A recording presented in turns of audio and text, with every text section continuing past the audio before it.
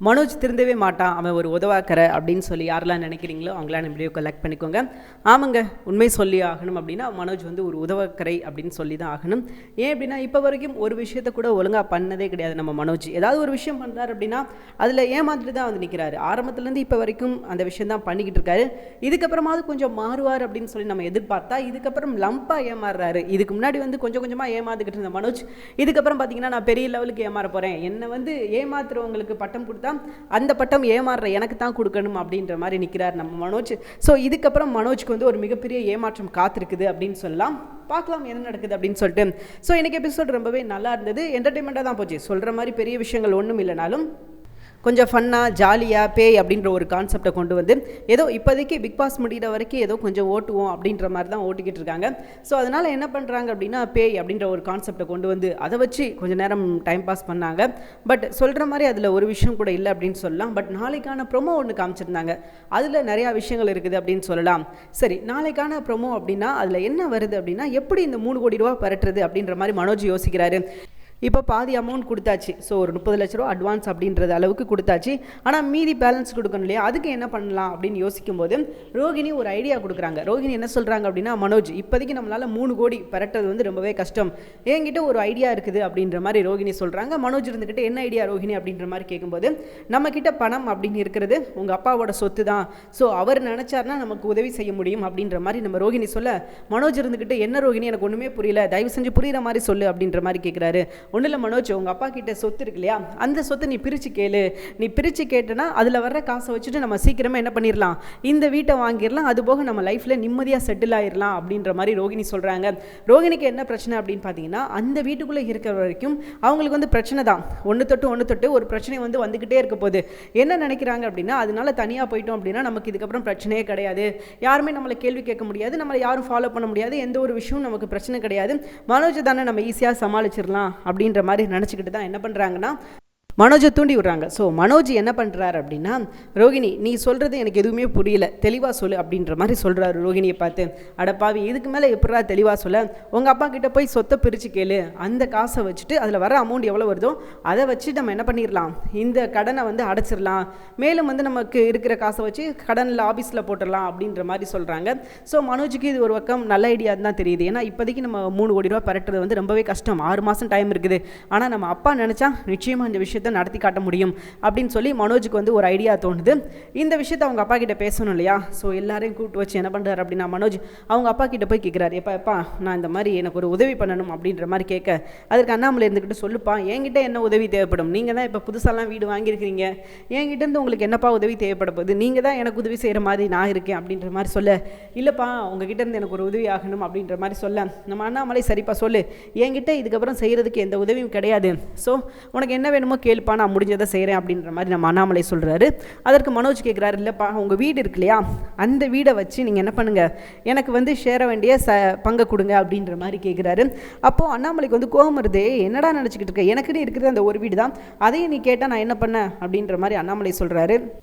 இவர் இப்படி சொல்லவும் பார்த்தீங்கன்னா முத்துவுக்கு கோவம் வருது. முத்துவும் பக்கத்துலேயே தான் நிற்கிறாரு. முத்துவுக்கு கோவம் வருது, டே நீ என்னடா நினச்சிக்கிட்டு இருக்கோம் மனசில், எப்படா இதை கேட்குறதுக்கு மனசு வருது, அப்பா அவங்க கடைசி காலத்தில் அவர் இருக்கிறதுக்கு அப்படின்னா அந்த ஒரே ஒரு வீடு தான் இருக்குது, நீ அதையும் கேட்டால் எப்படிரா அப்படின்ற மாதிரி நம்ம முத்து கேட்குறாரு. அதெல்லாம் எனக்கு தெரியாது, எனக்கு வந்து இந்த வீடை வாங்கணும், அதுக்கு தேவையான பணம் வந்து வேணும் அப்படின்ற மாதிரி கேட்க, அதுக்கு ஒன்று உங்களுக்கு தேவையான பணம் வேணும் அப்படின்னா உன் பொண்டாட்டிட்டு கேளு, நீ யாரை பேரை வீட்டுக்கு வச்சுருக்க, அம்மா பேரை வச்சுருக்க, உன் பொண்டாட்டி பேரை வச்சுருக்க, உன் பேரை வச்சுருக்க, அப்போ நீங்கள் 3 பேரும் சேர்ந்து கொடுங்கடா, எதுக்காக எங்கள் அப்பா கிட்ட கேட்குறீங்க அப்படின்ற மாதிரி முத்து சொல்ல, மனோஜ் வந்து இது எனக்கும் அப்பா தான், உனக்கு மட்டும் அவர் அப்பா கிடையாது, எனக்கும் அப்பா தான், ஸோ நீ என்ன பண்ணுவே எது பண்ணுவே எனக்கு தெரியாது, எனக்கு சீக்கிரமே முடிவு சொல்லுங்கப்பா அப்படின்ற மாதிரி சொல்ல, அண்ணாமலை ஒரு முடிவு தெளிவாக சொல்கிறாரு, நான் இருக்கிற வரை அந்த வீட்டிலேருந்து யாரும் வெளியே போகக்கூடாது, அப்படி போனீங்கன்னா தாராளமாக போங்க, ஆனால் அந்த வீட்டை விற்கணுமோ இல்லை அந்த வீட்டிலேருந்து வர்ற பணம் வந்து நான் செத்ததுக்கு அப்புறம் தான் வரும் அப்படின்ற மாதிரி அண்ணாமலை ரொம்ப தெளிவாக சொல்கிறாரு.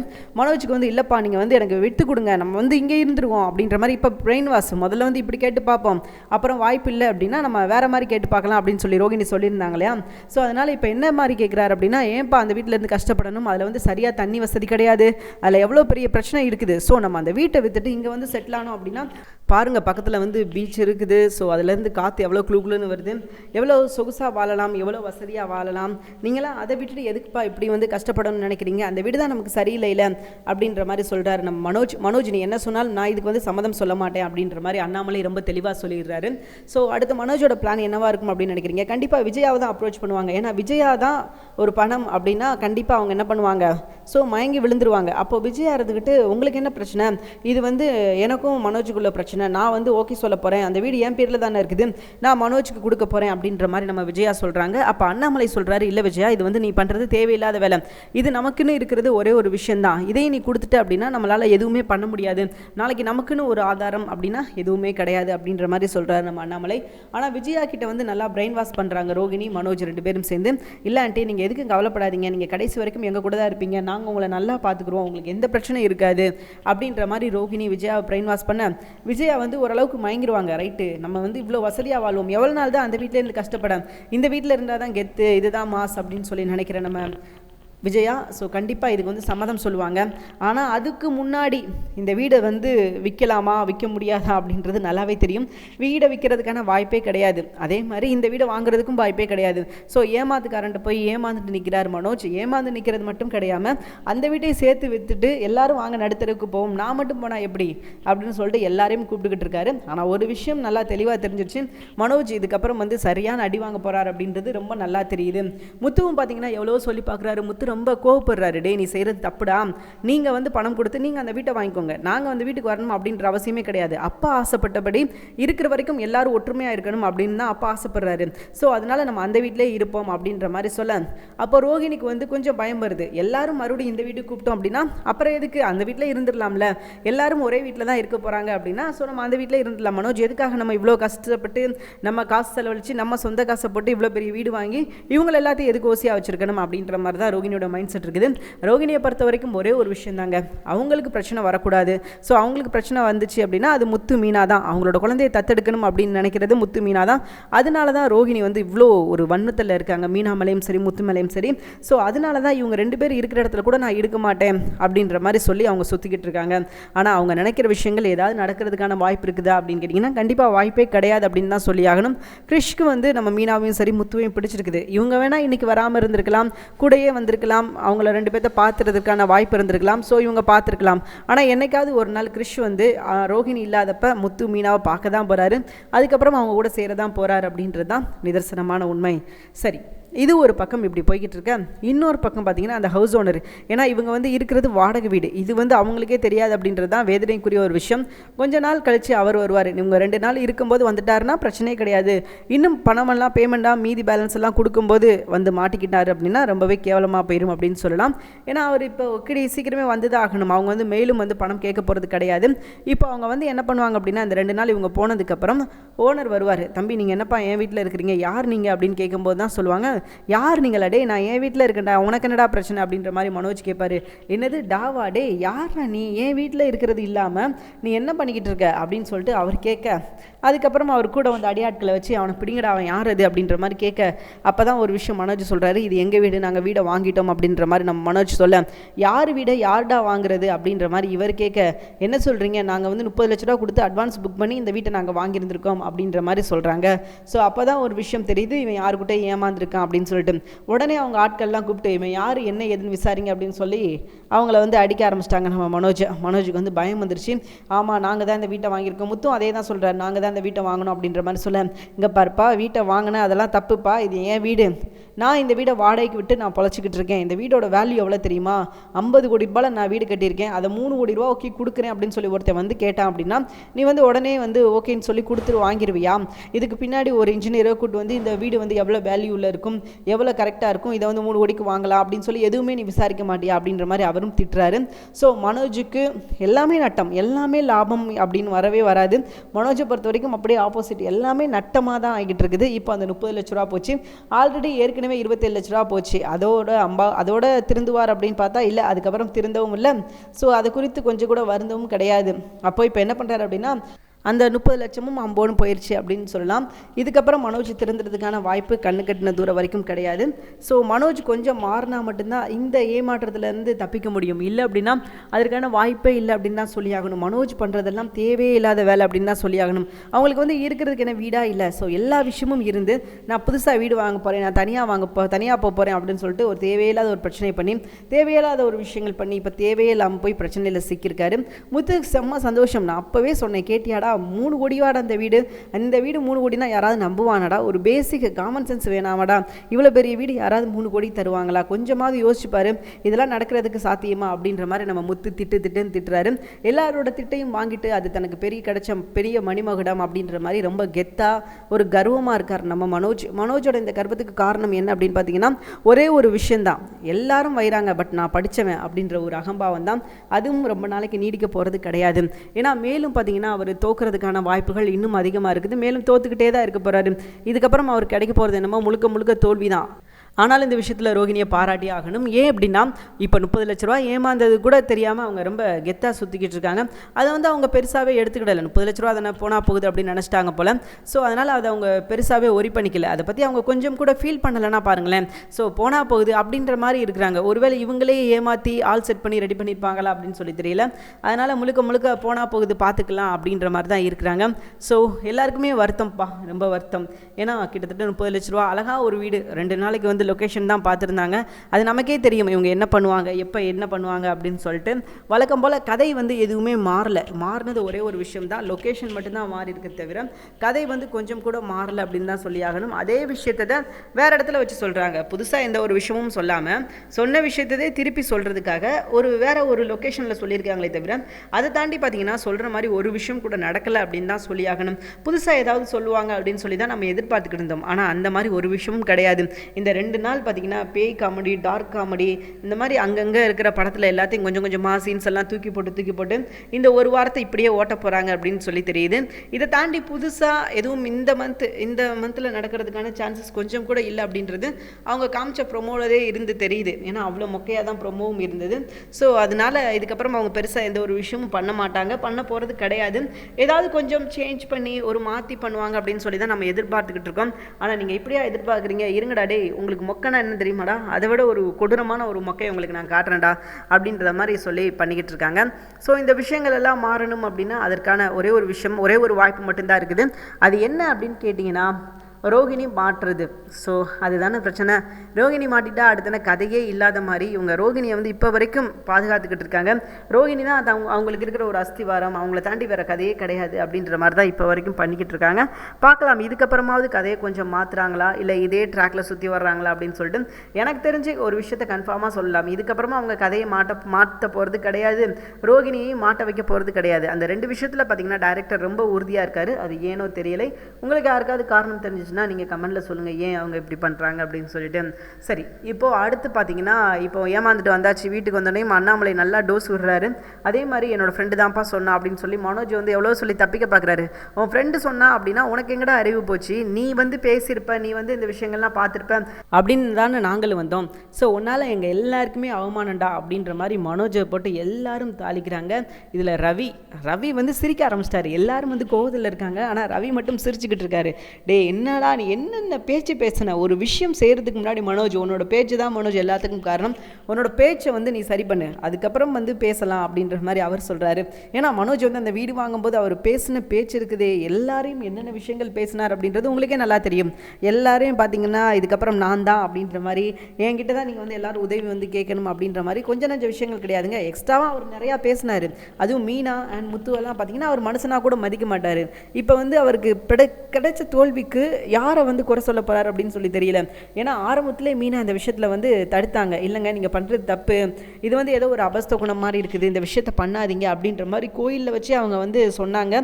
பட் அதை கூட கொஞ்சம் கூட இவங்க பெருசாக எடுத்துக்கல. என்ன பண்ணாங்க அப்படின்னா பொறாமையில் பேசுகிறாங்க, உங்களுக்கு வந்து நாங்கள் வீடு வாங்குறது பிடிக்கலையா, பிடிக்கலைன்னா சொல்லிடுங்க அப்படின்ற மாதிரி ஏதோ அவங்க பொறாமப்படுற மாதிரி ரொம்ப பொறாமையில் பேசினாங்க. ஸோ இதுதாங்க இங்கே பெரிய பிரச்சனையாக பார்க்கப்படுது. எது எப்படியோங்க இதுக்கப்புறம் வந்து செம்ம சீன் இருக்குது அப்படின்னு சொல்லலாம். ஸோ இதுக்கப்புறம் தாங்க பிரச்சனையே முத்துவுக்கு ஆரம்பிக்க போகுது. முத்துவும் ஒரு பக்கம் வந்து அவரும் ஒன்றும் சொல்லலை, அவர் பாட்டு இருக்காரு. அவங்க பணம் அவங்க வேஸ்ட் ஆகுறாங்க, இல்லை வந்து நமக்கு என்ன வந்துச்சு, ஸோ அப்பாவுக்கு கொடுக்க வேண்டிய 27 லட்ச ரூபாய் கொடுத்தா போதும், அது வந்து எனக்கு எந்த பிரச்சனையும் கிடையாது, அப்பாவுக்கு கொடுக்க வேண்டிய காசை மட்டும் கொடுத்துட சொல்லுங்க அப்படின்ற மாதிரி அவர் சொல்கிறாரு. ஏன்னா அவர் இந்த விஷயத்தில் பெருசாக எதுவும் ரியாக்ட் பண்ணலை. மீனா வந்து அப்போ தான் ஒரு விஷயத்த சொல்கிறாங்க, நான் ஆரம்பத்திலே சொன்னேங்க கோயிலில் வச்சு இந்த மாதிரி ஒரு சம்பவம் நடந்தது, நான் அப்போவே இவங்ககிட்ட சொன்னேன், இல்லைங்க இது சரிப்பட்டு வராது, நீங்கள் வேணாம் அப்படின்ற மாதிரி நான் சொன்னேன். ஆனால் இவங்க என்ன சொல்லிட்டாங்க அப்படின்னா, நான் வந்து பொறாமையில் பேசுகிறேன், எனக்கு வந்து பொறாமை அப்படின்ற மாதிரி சொல்லிட்டாங்க அப்படின்னு சொல்லி மீனா வந்து முத்துக்கிட்ட சொல்லி வருத்தப்படுறாங்க. அப்போ தான் முத்துக்கு ஒரு விஷயம் தெரியுது, ஆல்ரெடி இங்கே நிறையா சம்பவங்கள் நடந்திருக்குது அப்படின்றத நம்ம முத்து புரிஞ்சுக்கிறாரு. ஆனால் இதுக்கப்புறம் புரிஞ்சு என்ன பண்ண முடியாது, எதுவுமே பண்ண முடியாது அப்படின்ற ஒரு சுச்சுவேஷனில் தான் நம்ம முத்து இருக்காரு. ஸோ எது எப்படியோங்க இதுக்கப்புறம் வந்து மனோஜுக்கு தான் எல்லாமே சொல்லி ஆகணும். மனோஜ் இதுக்கப்புறம் பண்ண போகிற சேட்டைகள் என்ன, ஏன்னா இதுக்கப்புறம் தான் மனோஜுக்கு வந்து ஆப்பு காத்திருக்குது அப்படின்னு சொல்லலாம். இது வரைக்கும் மனோஜுக்கு வந்து பெருசாக எந்த பிரச்சனையும் வந்தது கிடையாது. ஆனால் இதுக்கப்புறம் மனோஜுக்கு வராத பிரச்சனை கிடையாது அப்படின்னு சொல்லலாம். இதுக்கப்புறம் மனோஜுக்கு ஃபுல்லாகவே பிரச்சனை மட்டும்தான் இருக்க போகுது. ஏன்னா மனோஜ் வந்து அவ்வளோ பெரிய பிரச்சனையில் வந்து சிக்கியிருக்காரு, 30 லட்ச ரூபா கடன் வாங்கி தான் கொடுத்துருக்காரு. ஸோ இனி அந்த கடனை அடைக்கிறதுக்காக எப்படி ஓட போகிறார் அப்படின்னு சொல்லி தெரியல. ஸோ முத்துவுக்கும் கொஞ்சம் ரிலீஃபாக இருக்கும். ஏன்னா முத்து வந்து அவங்க அப்பா ஆசைப்பட்ட விஷயம் என்ன அப்படின்னா, எல்லாருமே இந்த வீட்டில் தான் இருக்கணும் அப்படின்னு சொல்லி ஆசைப்பட்டார். இதை தான் முத்துவும் விரும்பினார், இந்த வீட்டில் தான் நம்ம எல்லாரும் இருக்கணும், ஏன்னா அப்பாவோட ஆசை நிறைவேற்றணும், அப்பா வந்து அவ்வளோதான் இதுக்கப்புறம் வந்து கடைசி காலம், ஸோ அப்படின்னு சொல்லி நம்ம முத்து வந்து அதுதான் ஆசைப்பட்டார். இப்போ முத்து ஆசைப்பட்ட விஷயங்கள் தான் நடந்திருக்குது அப்படின்றதுனால முத்துவுக்கு வந்து அது சந்தோஷம் தான். முத்து வந்து அதை பெருசாலாம் எடுத்துக்கல, அவர் வந்து ரொம்பவே ஹாப்பியாக இருக்காரு, ரொம்பவே சந்தோஷமாக இருக்காரு. ஏன்னா அவங்க அப்பா ஆசைப்பட்ட மாதிரி தான் எல்லா விஷயமும் நடந்துகிட்டு இருக்குது அப்படின்றதுனால அவருக்கு வந்து ரொம்பவே சந்தோஷம், அவர் வந்து ரொம்ப குசியில் தான் இருக்காரு. இவங்கள மாதிரிலாம் அவருக்கு வந்து பிரச்சனை எல்லாம் கிடையாது. அவர் பொறுத்த வரைக்கும் ஒரே ஒரு விஷயம் தான் எதிர்பார்த்தாரு, இந்த வீட்டை விட்டு யாரும் போகக்கூடாது, எல்லாருமே இந்த வீட்டில் ஒற்றுமையாக இருக்கணும். ஏன்னா அந்த வீட்டில் இருக்கிற வரைக்கும் யாரும் எந்த பிரச்சனையும் கிடையாது, அவங்க பாட்டுக்கு சந்தோஷமாக நிம்மதியாக இருப்பாங்க.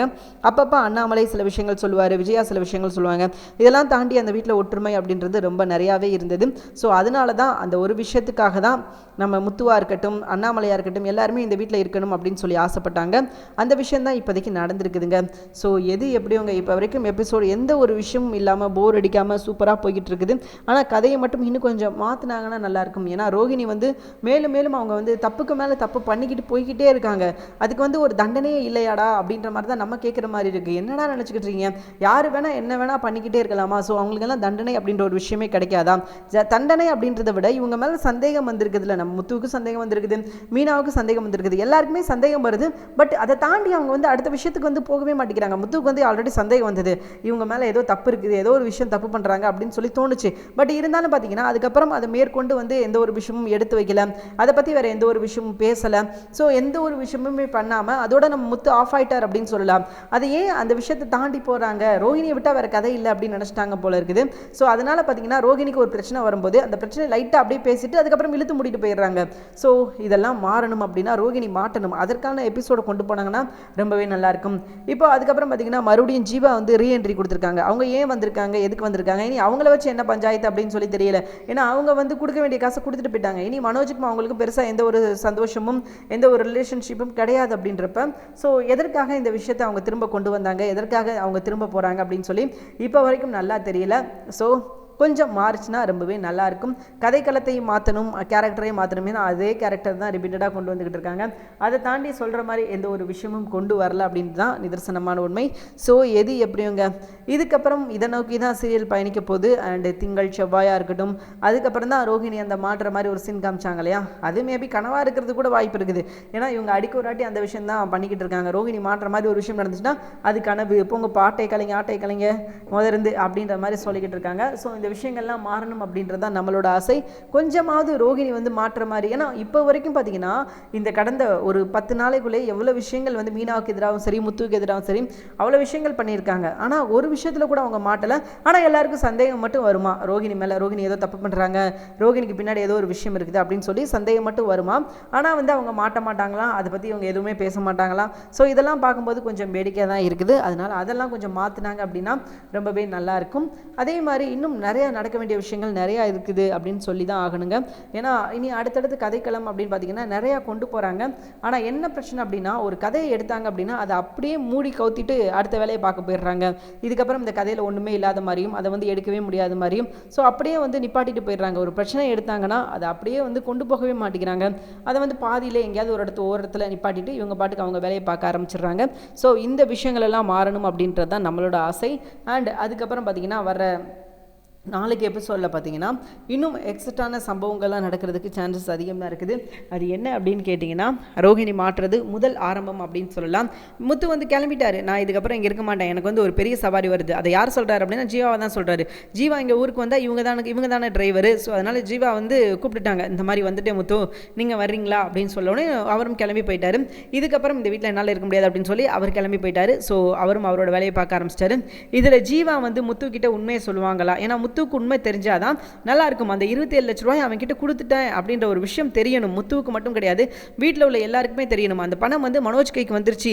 அங்கேயும் மனோஜ் வந்து ஏமாத்திக்கிட்டு இருக்காரு. இப்போ ரீசெண்டாக பார்த்தீங்கன்னா அவங்க சந்தோஷி சார் அப்படின்னு சொல்லி ஒருத்தர் அவர் கொடுத்த அமௌண்ட்டு ஆளுக்கு 50,000 கொடுத்தாரு. அந்த பணத்தை கூட யாருக்குமே கொடுக்காம எல்லாத்தையும் வந்து ரோஹிணியும் நம்ம மனோஜும் அப்படியே சுருட்டி வச்சுட்டு அவங்க போட்ட நாடகம் இருக்குதே, ஆட் ஷூட்டிங் முடிச்சுட்டு கொடுக்கலான்னு நினச்சேன், என்ன கேள்வி கேட்டாலும் ஆட் ஷூட் முடிச்சுட்டு கொடுக்கலான்னு நினச்சேன் அப்படின்ற மாதிரி சொல்லி சமாளிச்சிட்டாங்க. கடைசியில் அந்த பிரச்சனை வந்து ஒரு வழிக்காக முடிஞ்சிருச்சு அப்படின்னு சொல்லலாம். ஸோ இதுக்கப்புறமும் அந்த ஒரு பெரிய பிரச்சனை வரப்போகுது. ஏன்னா 27 லட்ச ரூபாய் மனோஜுக்கு கொடுத்தேன் அப்படின்ற விஷயத்த நம்ம ஜீவா வந்து முத்துக்கிட்ட சொன்னால் போதும். ஸோ முத்து என்ன நம்பிக்கிட்டு இருக்காரு அப்படின்னா, அவங்க வந்து 27 லட்ச ரூபாய் வந்து வாங்கிட்டு தான் வச்சுக்கிட்டான், ஓடி போயிட்டாங்க யாரும் நம்ம மனோஜ்கிட்ட இருந்து அப்படின்னு நினச்சிக்கிட்டு இருக்காங்க. ஆனால் அந்த 27 லட்ச ரூபா அவர் கைக்கு போயிடுச்சு அப்படின்னு சொல்லி தெரிஞ்சால் அதோட காலி. அந்த காசு யாரோட காசு? அண்ணாமலையோட காசு.